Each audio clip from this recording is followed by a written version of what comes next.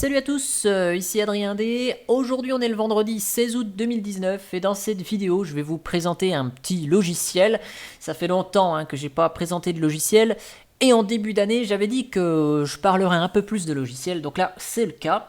Et on va parler du logiciel qui s'appelle VidCutter. Alors vous le connaissez peut-être ou vous le connaissez pas. Et si vous le connaissez pas, je vous le présente. Il n'y a pas beaucoup de documents sur le logiciel, mais il va faire en graphique quelque chose que FFmpeg fait très bien en ligne de commande, et comme son nom l'indique, VidCutter, il va vous permettre de couper des passages dans une vidéo. Donc ça se base sur MPV, FFmpeg, donc MPV pour lire les vidéos, FFmpeg pour couper la vidéo, MediaInfo pour avoir des infos sur la vidéo en question. C'est disponible sur les distributions Linux les plus communes, donc soit avec un Flatpak qui est disponible ici, soit avec directement depuis les dépôts, chez Arch Linux, Debian, Fedora. Bref, les principales distributions Linux l'ont. Si vous êtes comme moi sur Calculate Linux ou Gentoo, sachez que j'ai été gentil ce matin, j'ai travaillé un petit peu difficilement pour fabriquer ce paquet et vous le mettre à disposition dans mon Adrien Overlay. Donc vous avez Calculate Linux ou Gentoo, vous avez Adrien Overlay d'installer. Vous avez dès maintenant VidCutter. Donc, passons à la démo, ce sera beaucoup plus simple. Ici, donc, VidCutter, il est en bas. OK. Donc, VidCutter, il ressemble à ça. Et vous allez voir, même s'il n'y a pas de documentation sur Internet, il est alors d'une simplicité enfantine à utiliser. Alors, vous allez me dire, mais Adrien, pourquoi tu nous présentes VidCutter alors que Kdenlive ou PTV peut faire beaucoup plus de choses que VidCutter qui fait que couper? Vous allez voir l'intérêt de VidCutter. Je prends une vidéo au pif, je me mets dans vidéo. En fait, l'avantage de VidCutter, c'est qu'il ne va pas réencoder. Donc vous avez un ordinateur qui a 10 ans, pas très puissant. Si vous prenez Kdenlive, vous coupez les morceaux de la vidéo qui vous intéressent, vous allez réencoder. Donc ça va prendre du temps au niveau du processeur, ça va prendre un peu de mémoire aussi. Donc ça vous prend du temps, ça vous prend des ressources, c'est long. Qu'est-ce que je voulais dire? Si vous réencodez, vous avez une possible perte de qualité puisque vous allez réencoder. Donc si vous réencodez avec un format qui a de la perte, vous perdez en qualité. Donc ici, facile, en plus je prends glisser déposer et voilà. Donc là, ma vidéo, j'ai pris quoi? J'ai pris installer KDE3 sur une Debian récente. Donc là, voilà, c'est une vidéo que j'avais faite à l'époque sur Trinity Desktop. Donc ici, il y a la petite intro, je vous remets du son. Voilà, il y a la petite intro. Je parle ici, je dis comment installer, donc je recoupe le son, je dis comment installer Trinity, ok, et je fais une présentation de Trinity après. Voilà, hop, où je vous montre à quoi ça ressemble. Donc on pourrait se dire, mais moi ce que je veux, c'est quoi? C'est garder le petit bout d'introduction, couper toute l'installation de Debian et de Trinity et voir juste ici la présentation de Trinity. Cet exemple, il est parfait, j'ai bien fait de prendre cette vidéo au pif. Vous allez voir comment ça se passe. Donc ici, vous avez une zone de temps, comme tous les éditeurs de vidéos le font. Vous pouvez lire le média, ok. Donc là, vous avez du son, pas de souci. Voilà, lecteur de musique. Donc là, pas de souci. On peut lire le média. On peut avoir des infos. On fait clic droit dessus. Donc là, on peut avoir des infos sur le média. On peut ouvrir des filtres. On peut passer en plein écran. Média information. Donc ça fait appel au fameux outil dont je vous avais déjà parlé qui s'appelle Média Info. Voilà. Donc cet outil qui donne toutes les infos, vous voyez, c'est la même chose. Donc ici, c'est une intégration de Média Info dans le logiciel. C'est assez cool.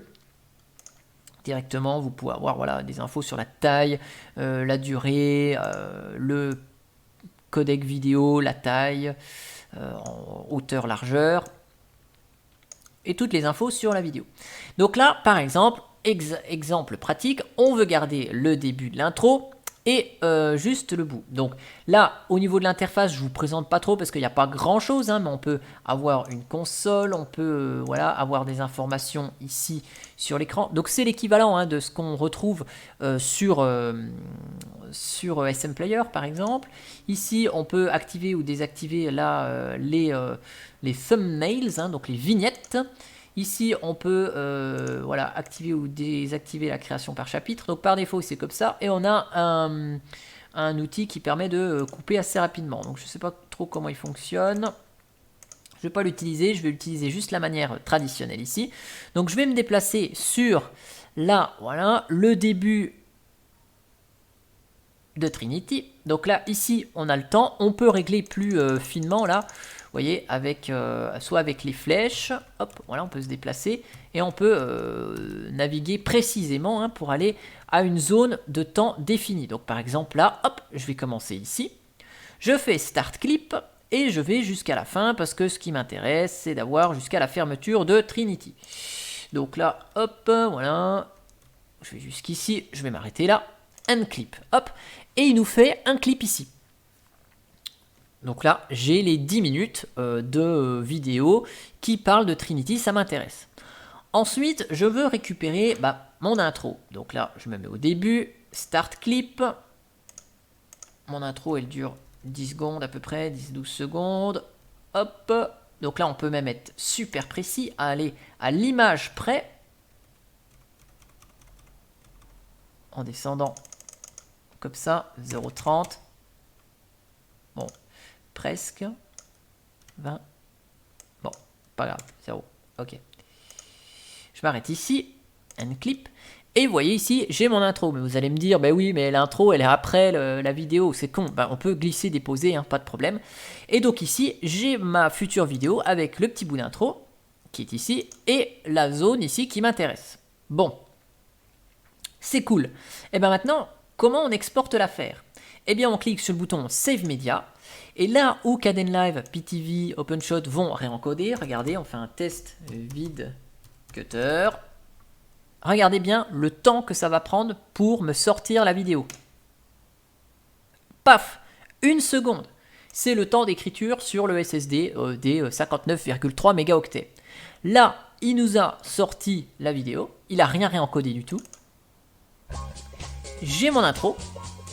Bon, je vous enlève le son, le temps de... pour vous montrer qu'il y a bien quand même du son. Si je vous remets le son. Suivre le guide d'installation. Donc, ce que je vais faire, je vais me mettre là en plein écran. Hop. Et voilà. Donc, vous avez vu, j'ai le son de l'intro, j'ai le son de la vidéo, donc il n'y a pas de son qui est coupé. Et j'ai mon fichier, alors qui est d'une qualité exemplaire. Regardez, hein, je me remets en plein écran. Donc, j'ai un écran 1080p, la vidéo est en 1080p. Vous voyez, c'est net, il n'y a pas de... Bon, alors là, c'est le mauvais exemple parce que je montre le navigateur internet, mais regardez, il n'y a pas de petits carrés qui s'affichent. Vous voyez, même avec des effets rapides, c'est net. Donc, c'est en fait ce que permet de faire FFmpeg en ligne de commande. Hein, vous avez la possibilité de couper ça, de concaténer des fichiers. Donc là, c'est ce que fait VidCutter, mais dans une interface assez sympathique, assez ludique, et ça évite d'utiliser la ligne de commande pour un petit besoin assez simple, et ça évite d'utiliser Kdenlive, puisque Kdenlive, regardez, je vous le fais vite fait avec Kdenlive ici, regardez, j'importe la vidéo, hop, voilà, je mets la vidéo sur la ligne de temps, alors je vais juste faire ça à l'arrache, toc, voilà, je vais couper ici, je vais aller rapidement... Là, je vais pas être très précis dans la coupe. Hein. Hop, je coupe ici avec Kdenlive. Tac. Donc bien sûr, avec VidCutter, on ne peut pas mettre une transition entre les deux, c'est évident. Mais vous voyez, là, j'ai mon même truc de vidéo. Je vais exporter. Donc c'était une vidéo en MP4. Hein, j'exporte. Bon, je vais la laisser appeler sans titre, hein, peu importe. Hop, vers un fichier. Et regardez, là, Kdenlive, qu'est-ce qu'il fait? Eh bien, il encode. Donc c'est-à-dire que là, le processeur, il va être sollicité. Ici, voilà. Le processeur est sollicité et pour encoder la vidéo, ça va me prendre, pour encoder donc ces 10 minutes de vidéo, ça va me prendre grosso modo 2 minutes. Voilà. Donc c'est du temps de perdu, c'est des ressources qui sont consommées pour rien. Là, ici, VidCutter vous fait ça en quelques clics et en dépensant 0 ressources sur votre ordinateur. Voilà, et ben j'espère que cette vidéo sur VidCutter vous aura plu, et moi je vous dis à bientôt pour une prochaine vidéo. Allez, ciao ciao.